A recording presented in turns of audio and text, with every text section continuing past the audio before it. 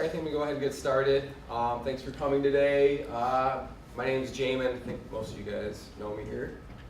Health Promotion Manager in CCHP, Corporate Community Health Promotion Department, here at the Fulton County Health Center. Today we're going to be talking about high BMI long-term effects. Start off with, I got a little comic. Got a doctor here talking to a patient on a scale, and he says, I'm sure you have shrunk as you have gotten older, but you would have to be 10 feet tall for this to be a good BMI. And then we got Mr. Gingerbread Man right here talking to his doctor. You only weigh 4 ounces, but your BMI says you are morbidly obese. When was BMI developed? BMI was actually developed sometime between 1830 and 1850 by a Belgian astronomer, mathematician, statistician, and sociologist. And at the time he developed it, he called it social physics. So BMI has actually been around for a very long time. The modern term body mass index, which is BMI, for the ratio of human body weight to squared height, was coined in a paper published in July 1972 edition of the Journal of Chronic Diseases by Dr. Ansel Keys, who's an American physiologist, and some other folks. Keys argued that he termed BMI was, if not fully satisfactory, at least as good as any other relative weight index as an indicator of relative obesity. Dr. Keys was also the person that put dietary saturated fat on the map as being a major cause of heart disease. And Dr. Keys actually lived to be 100 years old, so he was a centurion. He actually ran a lab for, I think, 33 years at the University of Minnesota. And he was a big promoter of the Mediterranean diet. So I figure anybody that can live to be 100 probably knows what they're talking about. How do you calculate BMI? Many of us have heard of BMI. This is the nuts and bolts to it in terms of a formula. You have the USA way doing it with inches and pounds, and then you have the metric way with the kilograms and meters. But that's the actual equation. And here's an example of how you can calculate it. BMI is a number calculated from a person's height and weight once you plug it into those formulas. An example, a person who weighs 150 and is 5'5" has a BMI of 24.96. And there's a lot of calculators. You can go online, you can just plug in your height and your weight, and it'll just pump it out for you. There's also charts like this one that clipped off a little bit at the end there. But if you connect the dots, and you can actually come up with a BMI. So for example, a person that's 5'10" and weighs 167 pounds has a BMI of 24. And you can see the different categories. You have healthy weight, overweight, obese, morbidity. I got clipped off there, but I have another illustration here that uses those numbers. So underweight is less than 18.5. Normal weight or healthy weight is 18.5 to 24.9. Overweight 25 to 29.9. Obesity 30 to 39.9. And then we have morbid obesity, which is greater than 40. Overweight, which is this light blue person, is having a weight more than 10% above the healthy recommended levels. Obesity is a body weight more than 20% above healthy recommended levels, and morbid obesity is having a body weight 100% or more above healthy recommended levels. Why is BMI used today? We go out to the community quite often in the Corporate Community Health Promotion Department, and a lot of times we go in there and people say, oh, you're the guy that says I'm obese. And I'm like, I really don't want to label anybody with anything. I go, it's just a chart, you know, it's just a chart. There are other forms of measuring body composition out there. There's a lot of reasons why BMI is still used today. You can actually check body fat using skin fold calipers where you pinch a person. You can do underwater weighing, which is really easy to take around with you. They actually do body composition using biological impedance devices where you hold on to or you can step on scales. So there's a lot of different ways of doing it. But BMI is used today on a population level because, one, it's very easy to measure. For example, a skin fold method requires a considerable amount of training and knowledge for the test person. Measuring body weight and height only takes 2 to 3 minutes, whereas body fat testing can take 10 minutes or longer. When you go to a facility where you have to screen hundreds or thousands of people, they might not have that much time to get off the production line or to be away from the job. unlike other methods of BMI, it is not as invasive or does not intrude into a person's privacy as much. Some people will argue with that because they don't like stepping on a scale in front of anyone. But it isn't as invasive as skin fold calipers because that would require a person removing some clothing and doing some pinching. So it is less invasive from that perspective. Another reason BMI is used is because it costs much lower than other body composition testing. It really depends on the body composition testing. Calipers for a good pair, which we have in our department, are about $300–400. Still not too bad if you're using them often. Some of the machines, the scales, you can pick them up at Walmart for probably $40, $50, $60. There's some better ones you can get in the industry that are a little bit more expensive. You're not going to take an underwater tank with you to do hydrostatic weighing, where you push all the air out of your lungs and they see how much you weigh underwater versus on land, and they come up with a formula and they tell you what your body fat is. The only places that I'm aware of that have those in Northwest Ohio is at University of Toledo and Bowling Green State University. So it's not something that's real portable. And then another reason BMI is used is because the cost is much lower, like I said. The final reason BMI is so widely used is because BMI is not sex specific. It's all off of height and weight, whereas body fat testing, you have to use different formulas depending on gender, sometimes depending on a person's age, if it's a youth or if it's an adult. So it's just a simpler thing to be used. Here I have a chart, I believe this is from the CDC. It talks about the obesity trends in the US, and they're using BMI for all of this. In 1990, you can see some states are in white because they were not reporting the data at that time. And you see a lot of states that are kind of that light blue and that next blue and even that little bit darker blue. So light blue is less than 10%, you got the next blue 10 to 14%, and you got that darker blue that's 15 to 19%. So 1990, not too bad. That's a percentage of people that were obese in those states. In 99, you see a new color introduced, yellow. 20 to 24% of those states had obese adults. And then you go to 2008, and you start seeing another new color. You start seeing the red, and another red. And those are 25 to 29%, and 30 to 34%. So you can see that there's something going on in the United States. 2015, once again, they have to introduce a new color for the southern states because they're having people that are equal to or greater than 35% of their state populations are obese. So they're introducing another color. This is a chart that kind of represented a little bit differently than the one with the states. So in 2009, 2010, 36% roughly of the United States were considered obese. They're saying, projecting that by 2030, 50% of all Americans will be obese by 2030. I asked to see if I could share some aggregate data from our facility here, just to kind of see how we're doing as a group, as an organization. And this is called a migration chart. And what it basically tells us is the people that were screened in 2014 and in 2017, if you screen both years, you're in this data. So over here, this is 2014. So in 2014, we had 78 people that were at a desirable weight as it pertains to BMI. We had 54 that were overweight, that correlate to that BMI number. Overweight 2, which they break it up a little bit different. Usually, this is just considered overweight.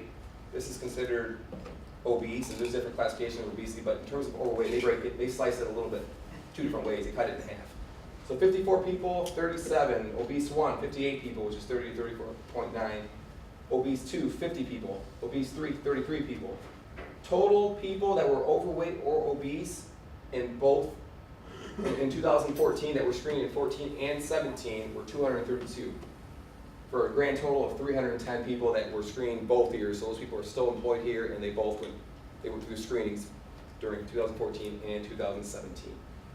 So what's also neat about this chart is it tells you, so in 2017 in February, of these 78 people, it shows what were they doing in 2017 in terms of their BMI. So in 2017, 69 people of these 78 stayed in the same range, which was desirable. 9 of them gained a little weight and they crept up a little bit. So as another example, obese 1, 30 to 34.9.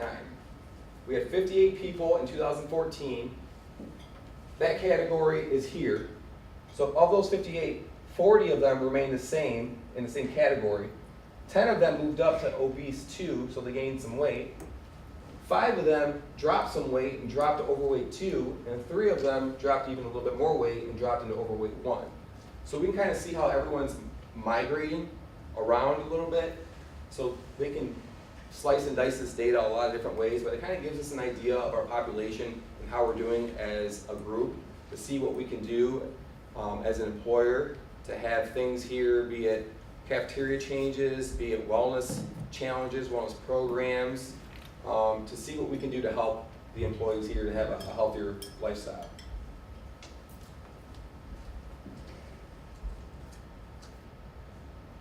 This is another chart that's using our data, and this top part here represents the BMI of people that had desirable BMIs. We had 11.5% that got worse. So when I looked at that first chart, I think there was like 6 people or so that are over here, so they got worse. So this classification, overweight 1, we had 53.7% of the people stay the same, but we had 24% get better. And we had 22% gain a few pounds. So you can kind of look through all of this. For the obese 3, obviously you can't get much worse because that category was defined as 40% or more. So you can't get any worse from the perspective of 40% or more because you're either 40% above or below. But we did have 33.3% that got better. So that's good to see. But this is just really neat information to kind of get your head around and see how we are. Potential negative health effects of BMI. The reason BMI is used as well, not only is it because it's easy to do, easy to administer, is because there's been a lot of research and there's still statistical correlations between having a high BMI and having a number of chronic health conditions. So for example, mental health, increased rates of depression and anxiety disorders with people that have higher BMIs. Cardiovascular system, they usually have higher blood pressures, higher triglyceride levels, decreased HDL levels, which is a good cholesterol in your bloodstream, both factors in the development of cardiovascular disease. Endocrine system, a weight gain of 11 to 18 pounds doubles a person's risk of type 2 diabetes, and usually people that have a higher BMI have a higher incidence of developing diabetes. Reproductive system, higher rates of sexual dysfunction, increased risk for endometrial, prostate, and uterine cancer. Increased risk of breast cancer in women. In pregnant women, increased risk of fetal maternal death, labor and delivery complications, and birth defects. And as you can see, there's a right side, bones and joints. For every 2 pounds increase in weight, the risk of arthritis increases by 9 to 13%. So there obviously is a lot of correlation with having a high BMI or having a healthy BMI and maybe having, hopefully, less health complications.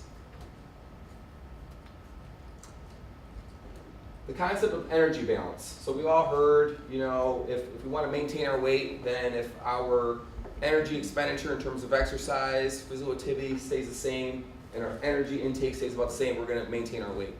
Same thing works if we're looking at losing weight. We're going to have to make some changes with either the amount of energy we're expending or the amount of energy we're taking in. So this just kind of illustrates that. Current adult daily exercise guidelines. So the American College of Sports Medicine, the American Heart Association have recommendations on exercise for adults, for kids. It hasn't changed much lately. It's still moderately intense cardiovascular exercise 30 minutes a day, 5 days a week, or vigorously intense cardio 20 minutes a day, 3 days a week, and 8 to 10 strength training exercises, 8 to 12 reps of each exercise twice a week. And moderate intensity physical activity means working hard enough to raise your heart rate and break a sweat, yet still being able to carry on a conversation. They call that the talk test. So if you can carry a conversation with someone while you're walking or bicycling, it means it shouldn't be incredibly easy to carry that conversation. It should be a little bit difficult, but it shouldn't be impossible, because if it's impossible to carry a conversation, you're probably going too hard or too fast. It should be noted to lose weight or maintain weight loss, sometimes 60 to 90 minutes is necessary to lose weight. A 30-minute recommendation is the average healthy adult to maintain health and reduce the risk of chronic disease. But I also want to point out that any exercise is better than no exercise. So if you only have 5 minutes to go for a little walk, walk the dog, whatnot, that's better than nothing. And there's actually research out there that shows even 5 minutes, 10 minutes will help make some improvements. And you know, there's some people that might not be able to start with 30 minutes. It's just impossible for them to go that far, that long, that first time. So maybe they need to build up to that. Maybe they need to build up to 60, 90 minutes if they need to do that, if they're looking at weight management. Research has also shown that if you break up your workouts, so let's say you don't have 30 minutes that you can go out, but you can break it up into 2 15-minute workouts or 3 10-minute workouts. Research has shown that it is just as effective as going 30 minutes straight. According to the CDC, it is recommended that children and adolescents do 60 minutes or more of age-appropriate and enjoyable physical activity each day. Pregnant women may follow the same adult recommendations as well, but should not do any exercise while laying on their back, any activity that would put them at risk of falling or abdominal injuries such as horseback riding, soccer, or basketball. I want to talk a little bit about the plate method. Earlier session we had some dietitians here. Our dietitians use this a lot with our patients and a lot in the community. I usually use it as a high-level type of education for individuals that are questioning what they should consume in terms of nutrition. This is a government website, myplate.gov. I'm sure many of you are familiar with it. But you know, there's a lot of diets out there where you count calories. They can be really cumbersome in terms of trying to figure out what you should be consuming and how much and that type of thing. And there's some good tools out there that you can use, like MyFitnessPal, where you can record your dietary intake into, and they can spit out all sorts of really neat stuff. But if you're looking for something really quick and easy, the plate method is really a neat way to adopt in terms of you don't have a lot of time. But it's basically a simple plate that's about 8 or 9 inches, and a quarter of it is filled with fruit, a quarter of it's filled with vegetables, which both those items are very nutrient dense, they're very low in calories, grains, and then quarter protein. And then you can have some dairy on the outside, you can have some water on the outside. We also encourage drinking about half your body weight in ounces of water daily. So if I weighed 170 pounds, then I should be drinking about 85 ounces of water. So might be using the restroom quite often, but 70% of our bodies are made of water. It's very important to have water, to stay hydrated, to keep things fluid and moving around our body, and so that we're not consuming calories. So sometimes we eat food because we're actually thirsty. So it's very important to make sure that we're getting adequate water in our systems. Here you got a lady talking to her husband. According to this, I'm under height. So that's all of our, maybe that's our problem. Maybe it's not that we weigh too much, maybe we're just not that tall. Oh, words to live by. I saw this quote, I don't know who came up with it, but I really like that first quote. You lose weight in the kitchen, you gain health in the gym. So if you really think about it, when I first read this and saw this, I had to read through it like 3 times. Because I'm like, wow, I really like this. This makes a lot of sense. And I have more of an exercise science background, where the dietitians have more of a nutrition background. And everyone usually knows that if you exercise and eat right, that's your best bet of losing weight or maintaining a healthy weight. And that's very true. But the more and more I read things, the more and more I think, and a lot of experts in the industry think that really it's more like 75 or 80% of weight management programs is nutrition based. That's really what's going to help you. And about 20-25% is actually exercise. But they're both important because it's a lot easier. I use the example of like a donut. If you eat a donut that is like 300, 400, 500 calories, depending on the type of donut, how big it is, it's a lot easier, not that it's easy, to not eat that donut than it is to go burn that donut off. Because that donut is probably going to take you 4 or 5 miles of walking to burn that thing off.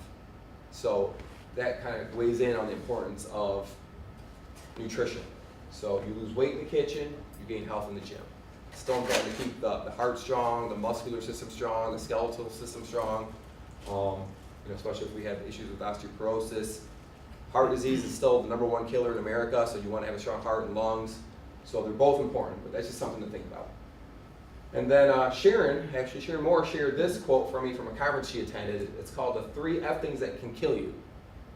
And it's your fingers, your forks, and your feet. Well, your fingers, because tobacco, you need your fingers to smoke a cigarette, and it's very harmful for you. So that things that can finger your fingers. Forks, what you put in your mouth, how much you put in, what you put in, that can kill you. So you got to be really sound on how you use your fork and what you're putting in. And your feet. If you don't use your feet for exercise, then that can kill you, because exercise is important. So the 3 things that can kill you. Colfort Bailey said, if the benefits of exercise were available in a pill, it would be the most widely prescribed medication in the world. So if you think about it, you go to the doctor because you got high blood pressure. What does the doctor tell you? Start exercising. Exercise. If the doctor, you go to the doctors and you say, I have high cholesterol, what do they tell you to do? Go exercise. If you go to the doctor and you had a bone density scan done and they said you're osteopenia now, what do they tell you? Exercise and eat right. So exercise, there's just so many, there's literally hundreds and thousands of benefits of exercise. So it's cheap, you know, you can jump on a bicycle, you know, people come up to me and say, I can't walk because I got a bad hip. Well, can you do a new step, or can you do a stationary bike? Can you do a recumbent bike? Well, yeah, I can do that. You know, I have a rebuttal for everybody's obstacles. I didn't say excuses, I said obstacles. And then I just want to give everyone a friendly reminder, if you didn't see the email, on the Get Lean for Some Green 2, the first challenge that we did, I think we had like 138, 39 people participating in it. We're going to run that one again. It's a shorter period of time. And then we're also doing a maintain, don't gain for people that aren't looking to lose weight. Maybe they're not ready to do that yet, but they would like to at least maintain their weight. They also came up with a maintain, don't gain challenge. So I just want to bring that in. Any questions on anything?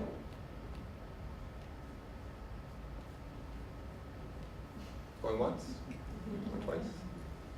All right. Thank you for your time.